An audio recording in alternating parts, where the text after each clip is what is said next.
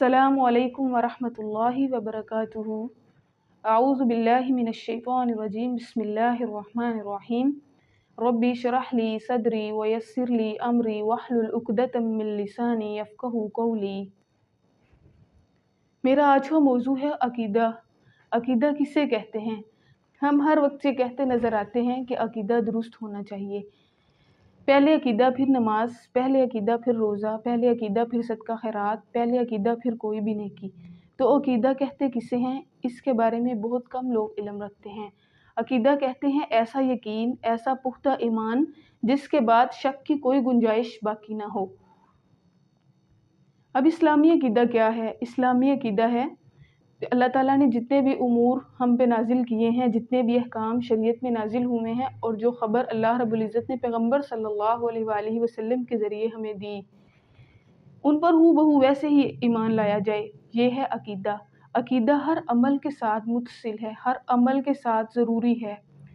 آپ کا اور میرا سوال یہ ہے کہ عقیدہ ضروری کیوں ہے؟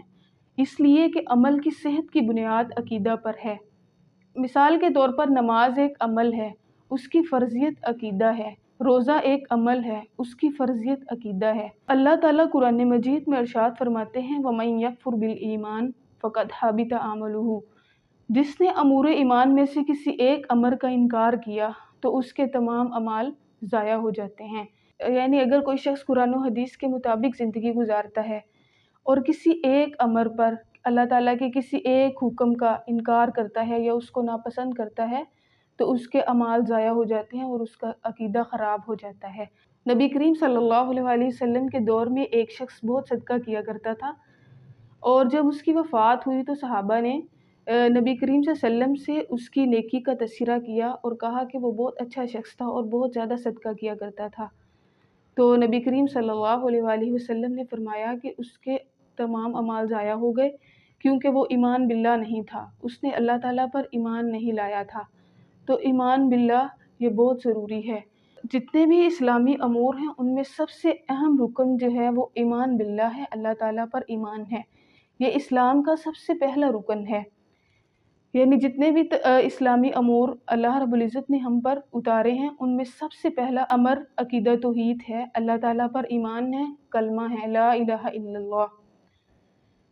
یہاں نماز کی شرطیں ہر شخص بتا سکتا ہے، لیکن کلمہ کی شرطیں گویا کبھی دیکھا اور نہ سنا۔ نماز کے لیے اگر آپ نے وضو نہیں کیا تو کوئی بھی شخص آپ کو بتا دے گا کہ آپ کی نماز نہیں ہوئی، اور اگر آپ نے مکمل طور پہ سنت کے مطابق نماز ادا کی ہے لیکن ایک قبلہ رخ نہیں ہوئے تو ایک عام سا آدمی بھی بول اٹھے گا کہ آپ کی نماز نہیں ہوئی۔ اگر لباس پر ایک بھی گندگی کا چھینٹا ہے تو کوئی بھی شخص آپ کو بتا دے گا کہ آپ کی نماز نہیں ہوئی، نماز باطل ہے، کیونکہ لباس کا پاک ہونا نماز کے قبول ہونے کے لیے شرط ہے۔ تو پھر شرک کی جتنی مرضی نجاست کوئی شخص اٹھائے پھرے، طاغوت کی عبادت کا کیسا ہی دم بھرے، لیکن اس کی نیکی پھر بھی معاشرے میں معتبر سمجھی جاتی ہے اور اس کا عقیدہ پھر بھی درست سمجھا جاتا ہے۔ نماز کے قبول ہونے کے لیے لباس کا پاک ہونا ضروری ہے، تو پھر عقیدہ کے قبول ہونے کے لیے، عقیدہ توحید کے قبول ہونے کے لیے شرک سے دل کا پاک ہونا ضروری کیوں نہیں؟ اس بات پہ غور کرنا بہت ضروری ہے۔ یہ ہے عقیدہ کی مختصر سی وضاحت، اور آئندہ انشاءاللہ ہم اگلے لیکچر میں عقیدہ توحید کی اقسام بیان کریں گے انشاءاللہ۔ السلام علیکم ورحمۃ اللہ۔